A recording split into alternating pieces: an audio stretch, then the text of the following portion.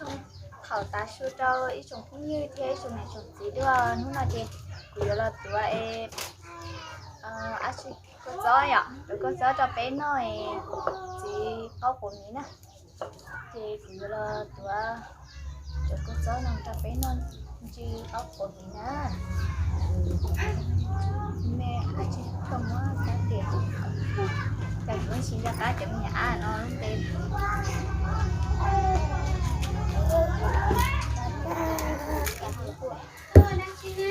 là cái tụi sạch của cái mà chỉ có cáo ở đây chưa đi chơi là cái tụi cái cháu muốn nó cáo nên là tao muốn vậy thì sai cái đó sao không chả chết tới cái chân chưa chân chưa anh em tha bây giờ để nói về ở bên nói về là cái nhau số là chị nhà tiếng hùng ba nhà tờ cái lớn ba ba rồi sau liệu cho cái cháu về là lớn ba lột bây giờ cho và uống rượu nó đơ là trên như chúng mình là thế nữa cái máy nó bé bé rồi cái cho sẽ về là cái sự đầu bây giờ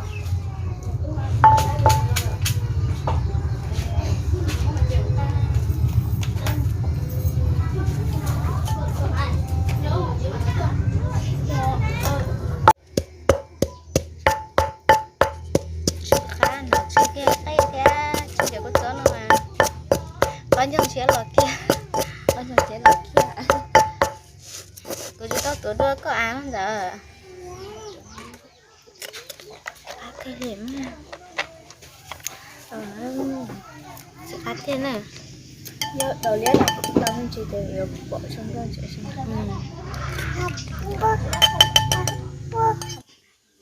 tiền là nó bây giờ muốn nó câu kia chẳng như thế chẳng này chẳng chỉ sợ ra nữa có cái gì chỉ có lò lại thôi chỉ tay tuổi lại nữa tuổi tay chắn nó nên đợi vấn đề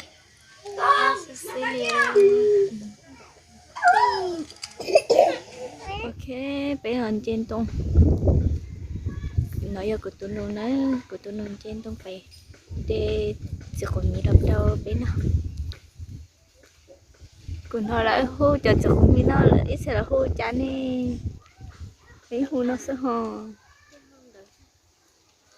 chưa thì tiêu cho con mình vui sợ chưa thì tiêu lên nó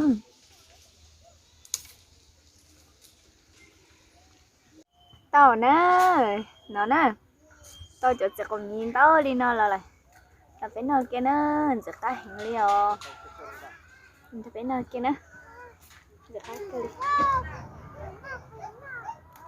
giật cá cơ nó cho phong như lên thập bên nơi kia giật cá cơ cầu đi nó có nè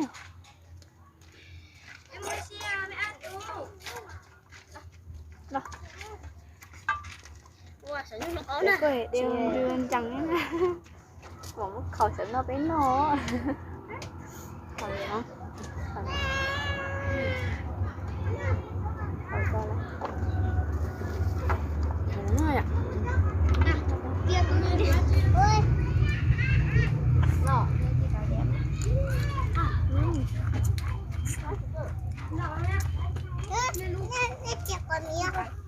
có phải nên nó đã ăn không? Mình thật phải nó kia nữa, ít trồng không như thế, ít trồng này trồng chỉ sẽ đỡ như cái kia heo, thật phải nó kia nữa.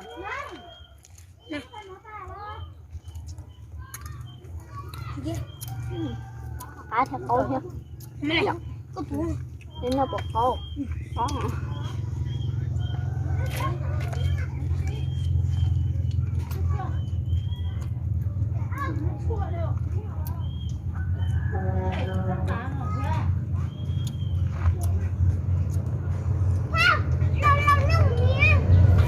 Thế con nó đợi cho con mì em cho con mì cho nhát sợ kia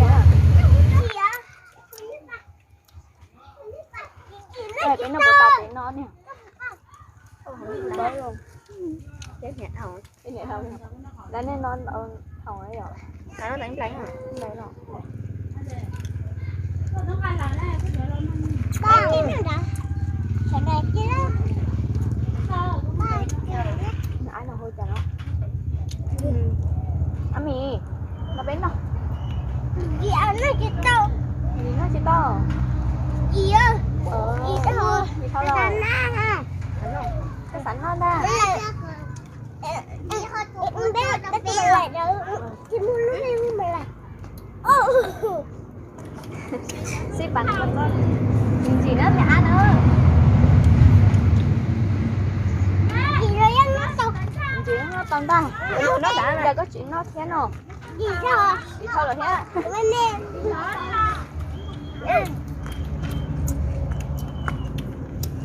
Chị nha cá nha. Nó tầm một plai nữa. Đây cơ mà. Đi nợ trả hàng đấy.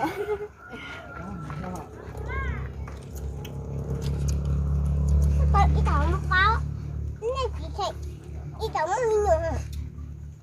Mua tên gì mộ? Là hai nữa. Chắc là hai sợi. Giờ đâu mà chi mất tàu rồi. Mình nó ăn mình có cái nó mình. Chi cả nhau. Giờ đây chỉ mất chi. Chi cả nhau này. Lò. Chị mà mua vô đi lúc bái á. Nó bay á. Ăn miệng là hai đứa căng theo nhỏ.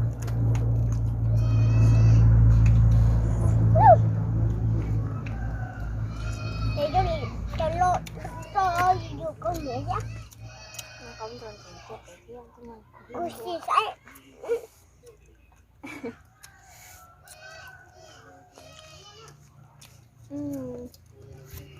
Khá thầu. Ngon thì chơi lại. Thì chơi lại. Thì chơi chủ nè.